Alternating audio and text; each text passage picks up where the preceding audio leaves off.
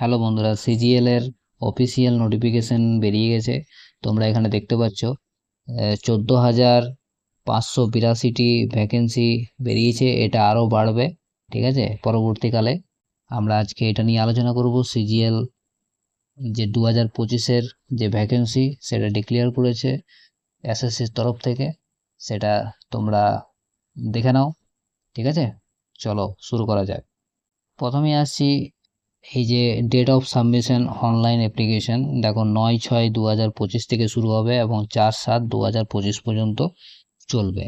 এখানে last date তোমরা দেখতে পাচ্ছ যে for receive of online application, এটা তোমার 4/7/2025 পর্যন্ত চলবে, 11টা পর্যন্ত, ঠিক আছে।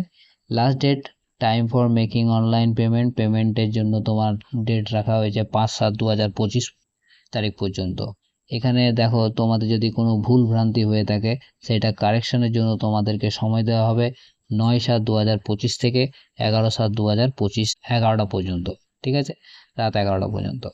এটা তোমরা মাথায় রেখো, 9/7/2025 থেকে 11/7/2025। যদি তোমরা কোনো ফর্ম ফিল আপে ভুল করে থাকো সেটা তোমরা ঠিক করে নিতে পারবে।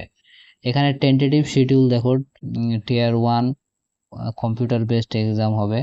সেখানে 13ই আগস্ট থেকে 30শে আগস্টের মধ্যেই হবে, 2025-এর মধ্যেই এটা নিয়ে নেওয়া হবে, ঠিক আছে। টিয়ার 1।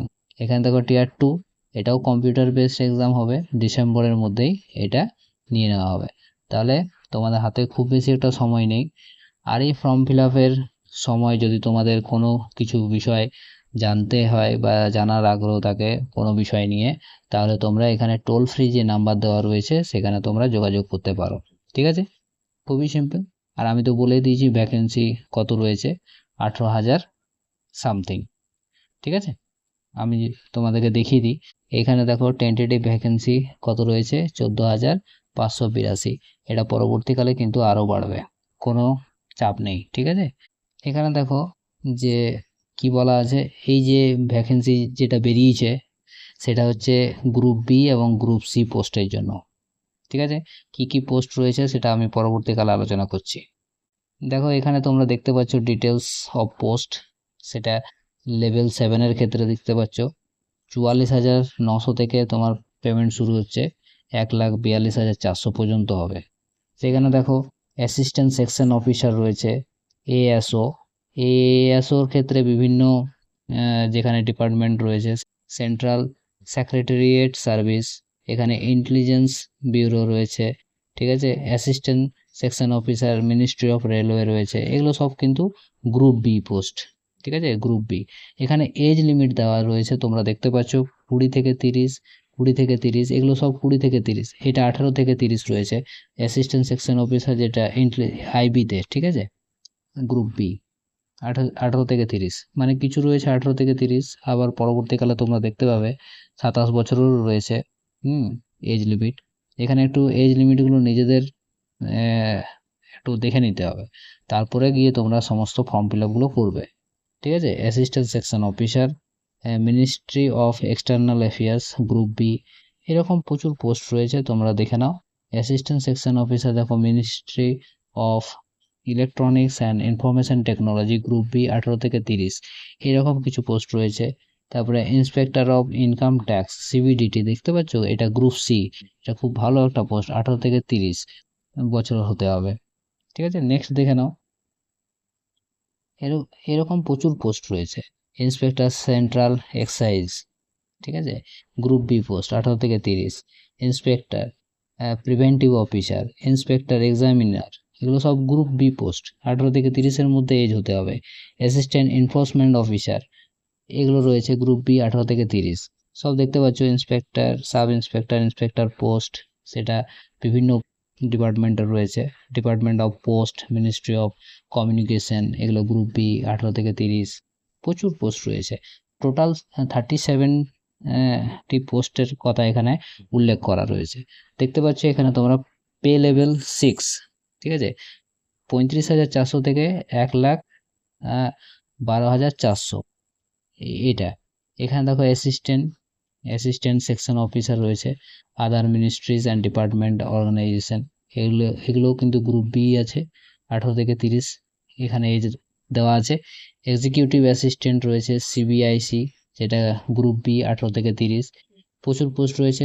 নেক্সট দেখা divisional accountant, sub inspector, junior intelligence, বিভিন্ন ক্যাটাগরিতে রয়েছে। হ্যাঁ, ডিপার্টমেন্ট এখানে বি, গ্রুপ বি রয়েছে। আর এখানে 18 থেকে 30 এগুলো, ঠিক আছে। নেক্সট দেখো পে লেভেল 5, দেখতে পাচ্ছ তো কতটা, 29,200 থেকে একদম কত 92,300। এখানে দেখো অডিটর রয়েছে, হ্যাঁ auditor post, C and AG officer under কোন ডিপার্টমেন্টের, গ্রুপ সি পোস্ট এগুলো, ঠিক আছে। Auditor officer under CGDA, other ministry and department, এগুলো গ্রুপ সি। এখানে দেখো এজটা তোমার 18 থেকে 27 মধ্যে চেয়েছে কিন্তু, ঠিক আছে, 18 থেকে 27। এগুলো একটু দেখে নেবে, দেখবে এবং তোমার সুবিধা অনুযায়ী করবে, যেটা তোমার সঙ্গে ম্যাচ হবে, ঠিক আছে। অ্যাকাউন্টেন্ট রয়েছে, এখানে লেভেল 4 রয়েছে, পে লেভেল 4। এখানে দেখো পোস্টাল অ্যাসিস্ট্যান্ট, শর্টিং অ্যাসিস্ট্যান্ট, এগুলো গ্রুপ সি পোস্ট, 18 থেকে 27 বছরের মধ্যে চেয়েছে, ঠিক আছে। এগুলো দেখে নেবে একটু ভালো করে। এই যে আমি তোমাদেরকে বললাম টোটাল 37টা পোস্ট রয়েছে। Senior administrative assistant, tax assistant রয়েছে, সিবিডিটি, হ্যাঁ tax assistant CBIC, group C post. এখানে 18 থেকে 27 মধ্যে এজ চেয়েছে, ঠিক আছে। এগুলো একটু দেখে শুনে তোমরা ফিল আপ করবে। এবার যেটা আসছি সেটা হচ্ছে এই যে এজ লিমিট, এটা এজ লিমিটটা ধরা হবে তোমার 1/8/2025 অনুযায়ী। এটা মাথায় রেখো, 1/8/2025 অনুযায়ী এজ লিমিটটা এটা ধরা হবে। 18 থেকে 27 বলো আর 20 থেকে 30 ধরো। আর এইগুলো যেগুলো যে সমস্ত পোস্টগুলো রয়েছে সেখানে এইখানে ডেটটা মেনশন করা আছে, নট আর্লিয়ার দেন 2/8/1998, এর আগে হবে না, নট লেটার দেন 1/8/2007। এরকমভাবে পুরো ডিটেলসে দেওয়া রয়েছে, তোমরা এগুলো দেখে নেবে। তোমার জন্মসাল অনুযায়ী তোমরা কোনটা ফিল আপ করতে পারছো সেটা দেখে পরে ফিল আপ করবে, ঠিক আছে। এবার দেখো এখানে এজ রিল্যাক্সেশন দেওয়া রয়েছে, যেমনভাবে দেওয়া থাকে, মানে বয়সের ঊর্ধ্বসীমা ছাড় থাকে, তোমরা জানো। এসসি এসটিদের ক্ষেত্রে 5 বছরের, ওবিসিদের ক্ষেত্রে 3 বছরের এবং পিডব্লিউডি আনরিজার্ভ ক্যাটাগরির জন্য 10 বছরের এই ছাড় তোমরা পেয়ে যাবে।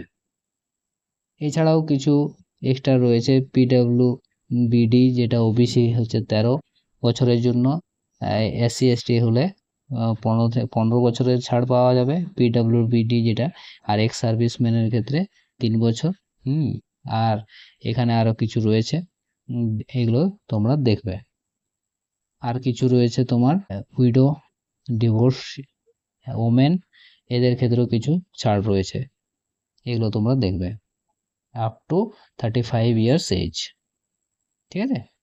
এরকম কিছু রয়েছে। আর এসসি এসটি যদি হয় উইডো ডিভোর্স ওমেনের ক্ষেত্রে সেটা আপ টু 40 ইয়ার্স এজের কিছু ছাড় দেওয়া হবে, ঠিক আছে। এবার দেখো এখানে যেটা রয়েছে সেটা হচ্ছে এসেনশিয়াল এডুকেশন কোয়ালিফিকেশন, যেটা 1/8/2025 মধ্যে তোমাকে কমপ্লিট থাকতে হবে। সোজা সোজা কথায় এখানে জুনিয়র স্ট্যাটিস্টিক অফিসার আর স্ট্যাটিস্টিক ইনভেস্টিগেটর 2 গ্রেড 2 এর ক্ষেত্রে কিছু ব্যাচেলার ডিগ্রির পাশাপাশি এই কিছু সাবজেক্টে, যেমন এখানে বলা আছে 60% marks in mathematics at 12 standard level, এটা তোমাকে থাকতে হবে। 60% মার্কস ইন ম্যাথমেটিক্সে থাকতে হবে তুমি যদি এটা অ্যাপ্লাই করো জুনিয়র স্ট্যাটিস্টিক্যাল অফিসার। আর যদি তুমি এটা অ্যাপ্লাই করো স্ট্যাটিস্টিক্যাল ইনভেস্টিগেটর গ্রেড 2, তাহলে ব্যাচেলার ডিগ্রিতে থাকবে, তার সাথে সাথে একটা কোন সাবজেক্ট থাকতে হবে, সাবজেক্ট উইথ স্ট্যাটিস্টিক। এই সাবজেক্টটা রিকগনাইজ ইউনিভার্সিটি থেকে তোমাকে পাস করে থাকতে হবে, ঠিক আছে। আর বাকি যে পোস্টগুলো রয়েছে যেমন অল আদার পোস্ট, সেখানে তোমাকে শুধুমাত্র ব্যাচেলার ডিগ্রি থাকলেই হবে, any recognise university and or equivalent, তো ব্যাচেলার ডিগ্রি হলেই হবে, ঠিক আছে, বোঝা গেছে। এটা খুবই সিম্পল। আর নেক্সট দেখো হাউ টু অ্যাপ্লাই, কিভাবে অ্যাপ্লাই করবে এই গভর্নমেন্ট ওয়েবসাইট যেটা রয়েছে ssc.gov.in, অথবা তোমাকে মাই এসএসসি যে মোবাইল অ্যাপ্লিকেশন রয়েছে সেটা ডাউনলোড করেও করতে পারো। এখানে নোটিফিকেশনে তোমাদের পিডিএফটা ডাউনলোড করলে তোমরা বুঝতে পারবে, সেখানে পুরো ডিটেলসে দেওয়া রয়েছে কিভাবে তোমরা অ্যাপ্লাই করবে। ঠিক আছে, তোমরা সেটা এই পিডিএফটি ডাউনলোড করে নিতে পারো তোমরা অফিসিয়াল ওয়েবসাইট থেকে, এবং পুরোটা দেখে পড়ে তোমরা অ্যাপ্লাই করবে। এবার দেখো অ্যাপ্লিকেশন ফি তোমাদের কত লাগবে। এখানে 100 টাকা অ্যাপ্লিকেশন ফি রয়েছে, কিন্তু ওমেন এবং যারা এসসি এসটি ক্যান্ডিডেট রয়েছে, মেয়েদের ক্ষেত্রে, মহিলাদের ক্ষেত্রে, এবং এসসি এসটি ক্যান্ডিডেট এবং পিডব্লিউবিডি এক্স সার্ভিসম্যান, এদের ক্ষেত্রে কোনো ফি কিন্তু লাগবে না। এবার দেখো এখানে সেন্টার অফ এক্সামিনেশন, এখানে সেন্টার দেওয়া রয়েছে, এখানে রিজিওনাল ভিত্তিতে দেওয়া রয়েছে। ঠিক আছে, এখানে দেখো এখানে কোড সমেত দেওয়া আছে, সেন্টার কোডও দেওয়া রয়েছে। এখানে সেন্ট্রাল রিজিয়ন যেটা রয়েছে বেঙ্গালুরু, মুজাফরপুর, পাটনা, আগ্রা, কানপুর, লখনৌ। যেহেতু আমরা ওয়েস্ট বেঙ্গলে দেখছি, ওয়েস্ট বেঙ্গলের ক্ষেত্রে কোথায় কোথায় রয়েছে সেটা আমরা দেখে নেব। সব জায়গায় দেওয়া রয়েছে। সেন্ট্রাল রিজিয়ন তো বললাম, যেমন ইস্টার্ন রিজিয়ন যেটা আমাদের পড়ছে ওয়েস্ট বেঙ্গলের ক্ষেত্রে। ঠিক আছে, যেমন এখানে রয়েছে দেখো, এই যে বর্ধমান রয়েছে, দুর্গাপুর রয়েছে, আসানসোল, এখানে 4417 কোড। ঠিক আছে, তারপরে তোমার আরও কী কী রয়েছে দেখে নাও, অনেকগুলো রয়েছে। এটা রয়েছে, যেখানে তোমরা ফিল আপ করতে পারো ওয়েস্ট বেঙ্গল, এই এই জায়গাগুলো রয়েছে। তোমরা পরীক্ষা সেন্টার বেছে নেবে এখান থেকে। ঠিক আছে, যার যেখানে চয়েস সেটা তোমরা দেখে নেবে। আদার্সেরও রয়েছে, দেখে নাও। এখানে মধ্যপ্রদেশের ক্ষেত্রে দেখো এই সমস্ত জায়গাগুলো, কর্ণাটকের ক্ষেত্রে, হ্যাঁ, কর্ণাটক কেরালা রিজিয়নের ক্ষেত্রে এই সমস্ত জায়গাগুলো রয়েছে। সো অল ওভার ইন্ডিয়াতে এই সেন্টার রয়েছে, যার যেখানে ইচ্ছে তোমরা ফিল আপ করো। ঠিক আছে, এখানে নর্থ ওয়েস্টার্ন সাব রিজিয়নও রয়েছে কিছু, হ্যাঁ, নর্দার্ন রিজিয়নও রয়েছে, এই যে এখানে দিল্লি, আজমের, এগুলো। সাউথ রিজিয়নও রয়েছে কিছু। ঠিক আছে, এগুলো তোমরা দেখে নেবে। এবার আসছি স্কিম অফ এক্সামিনেশন। এখানে টিয়ার 1 এবং টিয়ার 2 দুটো ধাপে পরীক্ষা হবে। তোমরা দেখতে পাচ্ছ এখানে, সেগুলো কম্পিউটার বেসড এক্সামিনেশন হবে, আগেই বলে দিয়েছিলাম। এখানে দেওয়া রয়েছে, দেখে নেবে। দেখো কি কি বিষয় তোমাদের আসবে টিয়ার 1-এর ক্ষেত্রে। এখানে দেখো জেনারেল ইন্টেলিজেন্স অ্যান্ড রিজনিং এর ক্ষেত্রে নাম্বার অফ কোশ্চেন দেওয়া আছে, 25টা কোশ্চেন থাকবে, আর নাম্বার থাকবে 50। জেনারেল অ্যাওয়ারনেসের ক্ষেত্রে 25টা কোশ্চেন থাকবে, সেখানে নাম্বার থাকবে 50। কোয়ান্টিটিভ অ্যাপটিটিউডের ক্ষেত্রে 25টা কোশ্চেন থাকবে, 50 নাম্বার থাকবে। ইংলিশ কম্প্রিহেনশনের ক্ষেত্রে 25টা কোশ্চেন থাকবে, 50 নাম্বার থাকবে। এইভাবে 1 ঘন্টা সময় দেওয়া হবে। এই যে এক্সামটা 1 ঘন্টার পরীক্ষা হবে। 1 ঘন্টার মধ্যে তোমাদের এগুলো করতে হবে। আর এখানে হচ্ছে টিয়ার 2 এর ক্ষেত্রে এখানে দুটো, এখানে সিজন 1 এবং সিজন 2 থাকবে। ঠিক আছে, তার মধ্যে সেকশন 1-এর মধ্যে ম্যাথামেটিক্স এবং রিজনিং এবং জেনারেল ইন্টেলিজেন্স, এইভাবে নাম্বার বিভাজন থাকবে। কটা করে কোশ্চেন থাকবে বলা আছে, 30-60টি কোশ্চেন থাকবে। এখানে 180 নাম্বার হবে। এবং এখানে দেখো, এখানে টোটাল 2 ঘন্টা 15 মিনিট, হ্যাঁ, পেপার 1 এইভাবে ভাগ করা আছে। ইংলিশ ল্যাঙ্গুয়েজ আর জেনারেল অ্যাওয়ারনেস করে কোশ্চেন থাকবে। এখানে 210 নাম্বার টোটাল থাকবে, ম্যাক্সিমাম মার্ক। এভাবে ভাগ করা আছে। যখন পরীক্ষায় তোমরা বসবে তার আগে এগুলো দেখে নেবে, সব ডিটেলসে দেওয়া রয়েছে। আর সিজন 2 এর ক্ষেত্রে 15 মিনিট দেওয়া হবে।